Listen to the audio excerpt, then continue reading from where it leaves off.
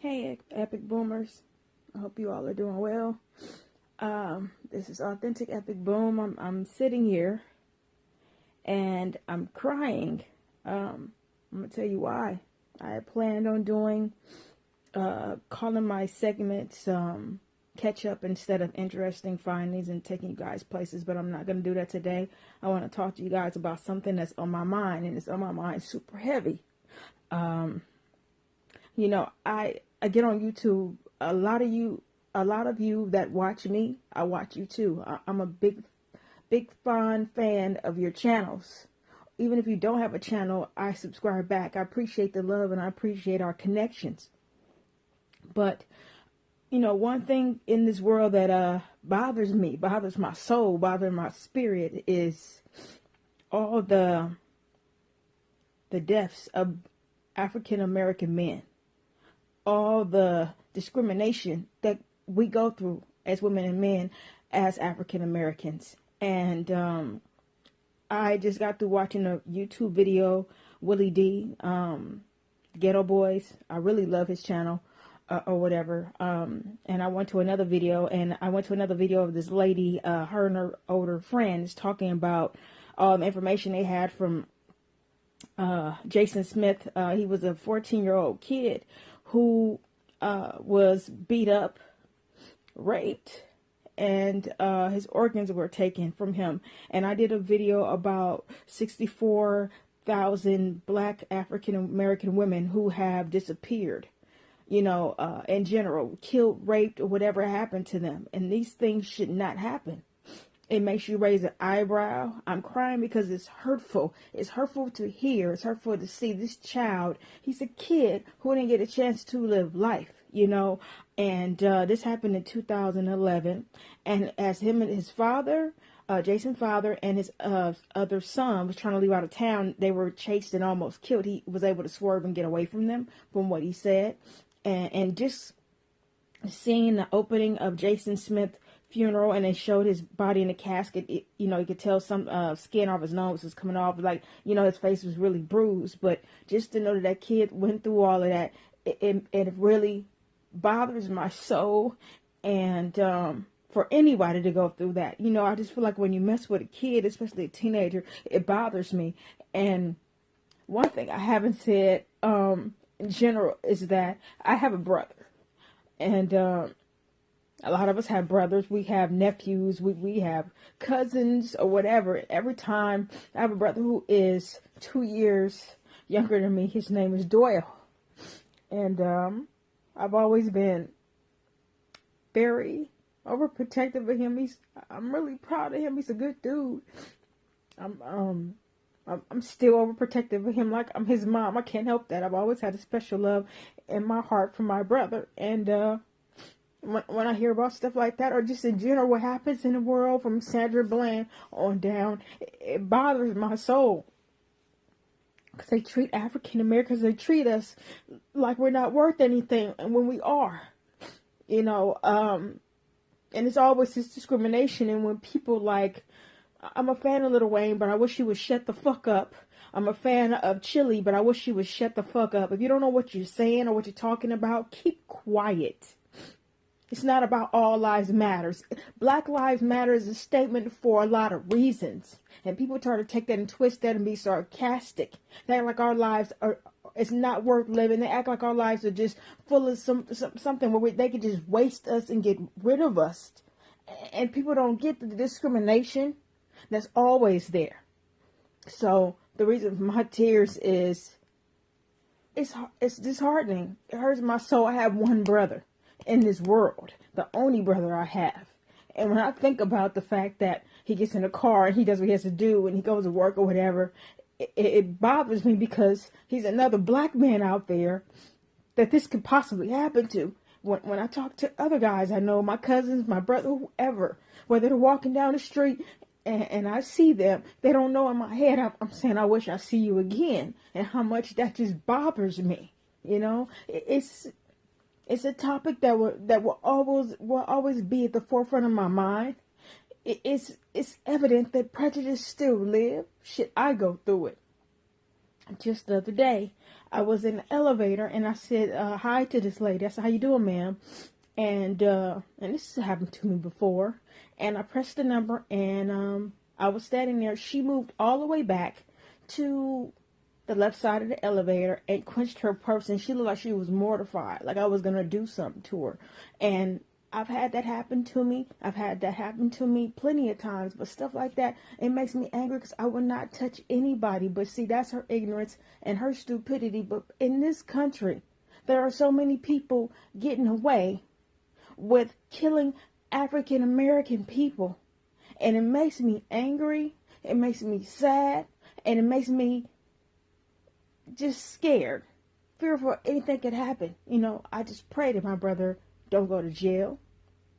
I pray for all the men out there who have to deal with this on a regular basis, because you guys have so much against you as far as other men trying to test you, or the police trying to stop you, or trying to do something to you, try to put drugs on you, try to put a false case on you. I have a cousin who's in jail, and I'm going to end this at that. I have a cousin, his name is Ben, he's in jail. He's grown, but he's the only cousin I've actually been close to on my dad's side of the family. And he's been in jail my whole goddamn life, okay, people? Since I was 14. I just turned 40 last month. A couple of months ago, as you know, in April. So I worry about him. Sometimes I don't hear from him for years, and he'll pop up and hit me up. He's grown, but I worry about him being in there. That's a long time not to see somebody. And I just think we just have to be more careful of our surroundings. Stay prayed up. But these are the things that worry me and bothers my spirit. Sorry for the noise. I guess somebody is pushing the metal to the goddamn pedal to the metal this early, 8 o'clock in the morning. But I just wanted to say that it's evident that prejudice is here. It's here to stay. It's not going anywhere. It will always be discrimination. Somebody trying to pin something on somebody. Somebody just trying to, use their power for bad, as far as being a cop and being out there and being able to pull you over or set you up for some shit or whatever else. And I just want you guys out there, the men that watch my channel in general, to be careful. Be more careful of what you do. Your surroundings, who you with. Because what's happening is prevalent, it's real, it's fucked up, and it's a part of what they're doing to us. There's so many ways to try to, get rid of us. In this case with this boy, Jason Smith, I know it was 2011. It bothers me even more that I saw that open coffin, and this is a kid. There's so many kids like where I live in Torrance. I've talked to you guys about it, and this is another reason this bothers me too. In the area where I live in, the Mexican gang over here is a problem. I don't walk down the street anymore to go to the store. I get my ass in an Uber because I've been confronted. I've almost been kidnapped, which I told you guys about. I don't even want to call it a story time, but I don't get confronted by nobody but them. They do things in 2s and 3s. They have killed black kids on their way to school at a bus stop. The 14-year-old girl at 6 o'clock in the morning at a bus stop, I heard they walked up to her and said, "We don't like the N-word around here," and they shot that girl with a 12 gauge. A lady in the Fantastic Cafe drive-thru, she had her 3 kids with her, and they shot the baby in the back. There was 2 kids that was 2 blocks away from my house. Walking to school, you should never have to worry about your kid. This is what I'm talking about. Trying to go get an education, and they shot both of them boys. They said, "We don't like the N-word around here." And shot them both. One died, one survived. I've heard all kind of stuff. They confronted my brother coming over here to see me. I've been confronted. Come on. In general, it happens. It shouldn't, but it does. And it's the world we live in, and the stupidity, and people feel like they have power. And if you are prejudiced, that's on you to be ignorant. And I'm not saying prejudice doesn't exist, because it does. I'm just sick and tired of people acting like, well, it doesn't happen. What world are you living in where you don't see prejudice? From the news on down to your neighborhood or wherever you go, there's some. If I go to a beauty supply place and somebody's starting to follow me, I'll be like, you know what, y'all need to get away from me. What the hell? And I'll leave. But like, you know what, I'm not going to spend my money in a business where you are treating me like that.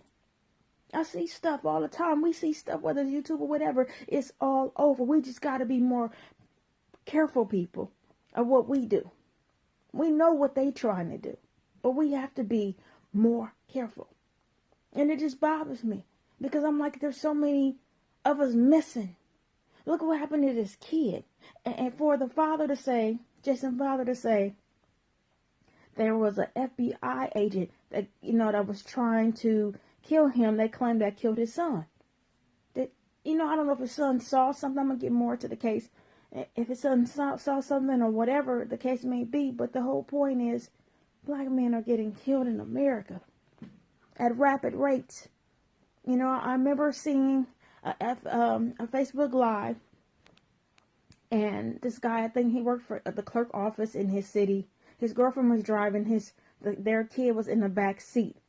The guy was asking, the white cop was asking for the guy's ID. He said, I'm only going to do is go in my pocket so I can get the ID. Before he could pull it out, he shot that man.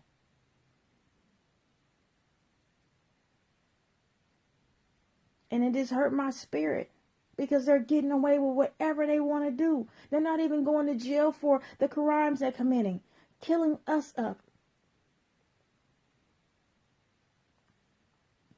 This Zimmerman dude is trying to sell his gun online. It's like he became famous over killing a 17-year-old kid. Like, come on.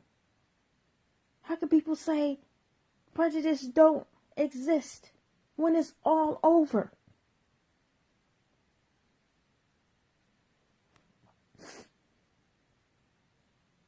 I just need to say that. This video was supposed to be something else, but this is what it is. I might make this Epic Talk Sundays. I'll figure it out. Like, comment, subscribe. Let me know how you feel. My heart is heavy.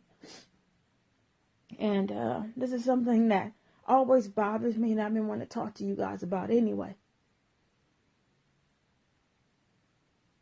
And what they're trying to do to us, what they have done to us, what they continue to do to us.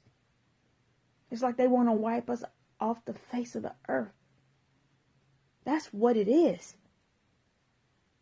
That's exactly what it is. This kid, other kids, other stuff that happened to me, you, or whoever, should not happen, but it does. Continue to be that way. Because prejudice is not going anywhere. And there is a red dot on our heads, our faces, for every African American out there. And all we can try to do is pray and live our lives. But this right here is heavy on my mind. I'll let y'all go until next time, real soon. Please comment. Let's talk about this. And have a good day. Side note is police brutality is real. Take off your blinders. Come out of your coma and see things for what they really are. This world is not just black and white. It's a gray area, people. It's not just set up that way. When you have things in front of you, when you have the news, when you have life, when you see things happening, how can you sway from that? How can you say this is not going on, whether it happens to you or not? Police brutality is real. The epidemic of crazy disrespect and racism against African Americans are real.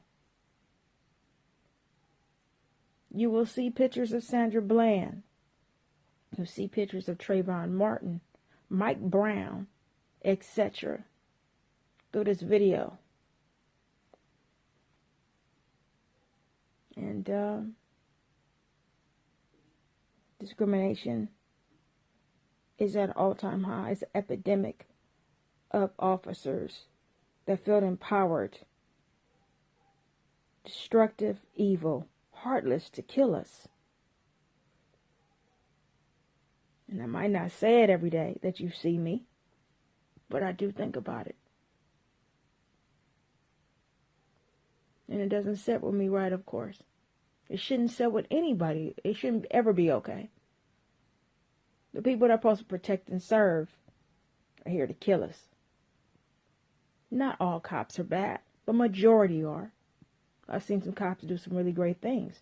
But then there's some police officers that use their power for bad because they can. That's the way they can be prejudiced. So I wonder, when they go in the academy and they're taking all these different tests, mental, physical, whatever, why is this not popping up? They have some kind of cray-cray problem. How are they even allowed on the force?